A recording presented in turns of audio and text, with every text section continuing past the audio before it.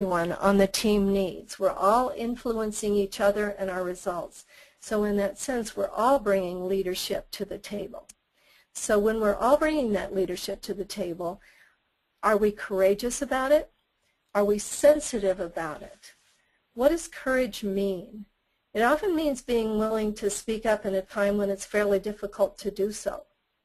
When we're a little bit concerned that we may not be completely trained in how to raise this issue, but it feels very important to do. I think one of the most important parts about using courage, especially if we're concerned about what the impact of the comments might be for others, is to find a way to express some empathy. I know that you really care about this project, and I'm delighted that you do. I do as well. And so I was wondering if we could talk about what's going wrong with da-da-da, or my perception that things are going wrong here, whatever. I think it's so important. Keep it true. Raise the question, but you can always do it with a way that starts with some level of affirmation. I'm talking to you about this because you are a part of the team, and that matters. That can be a great way to bring in the courage.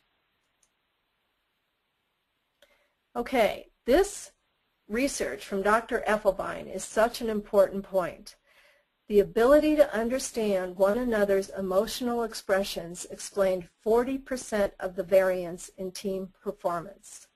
40%. So back to remembering those 7 skills in the circle that we looked at earlier, one of them is emotional awareness. And I mentioned that it was possible that teams would just say, well, that's kind of airy-fairy, we don't want to bother with it.